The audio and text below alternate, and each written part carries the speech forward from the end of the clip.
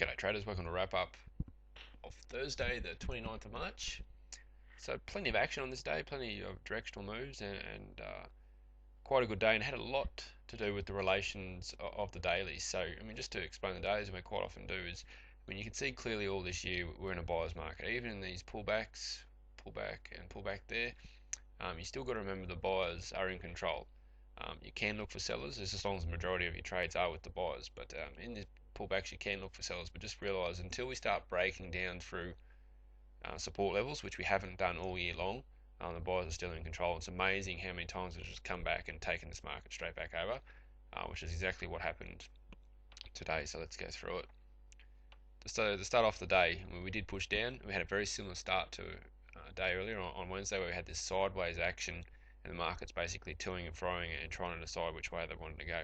From there, they started to break down. We had this predictive push down. This is what basically pushed the whole market down. All the markets broke on the downside, and this is basically the start or the first trend of the day. So once we push down, we start getting a pullback.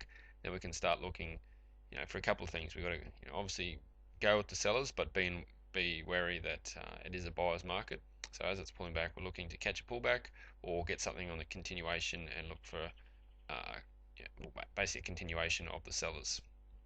As far as this pullback here, as the predictive average across the upside, that normally in a downtrend can pick the top of the pullback, which in this case it's done quite well, and it's lined up with there's basically a resistance area here. The low of this sideways area that we started off with, it's basically pulled up to that area and then pushed down again. The only thing that really wasn't working in its favour was you can see a couple of aggressive green candles here. It looked like some of the other markets are really going to have a go at the upside. So bearing in mind that it's a buyer's market, like we keep saying, you've got to be very careful of that. Sometimes trying to catch these pullbacks against the dailies can be a little bit more difficult, and you might be better off waiting for a continuation or momentum back with the direction. But definitely on the buy side, this same sort of setup would work most times, just because that's the top marker at the moment, but still not a bad area to sell from. From there we pushed lower, but the actual 5-minute sell didn't come up. It was a bit too close to the lows, which has kind of been happening lately. We haven't been getting big enough pullbacks.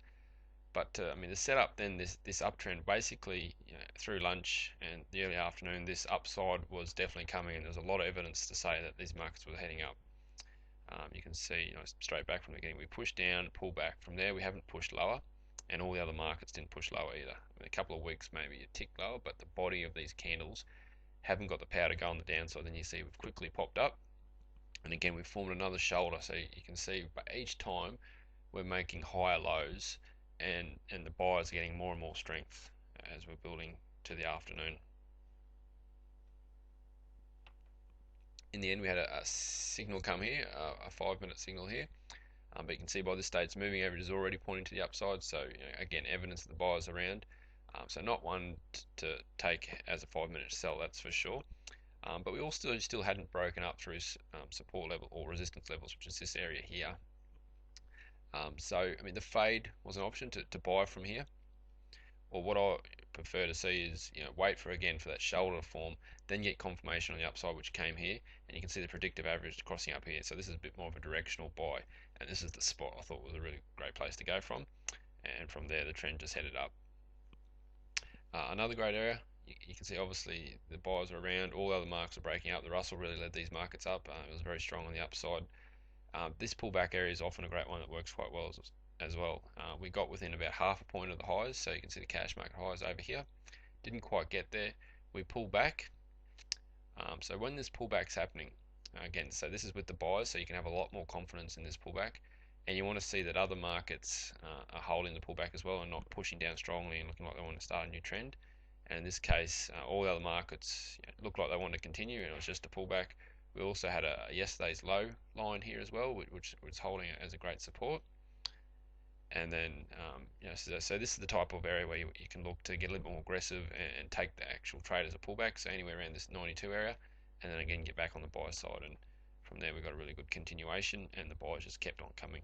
At some stage up around here, did expect the market to push down a little bit, mainly because what's going to happen is a lot of people would have bought in this uptrend, and they're basically going to take their profit at the end of the day.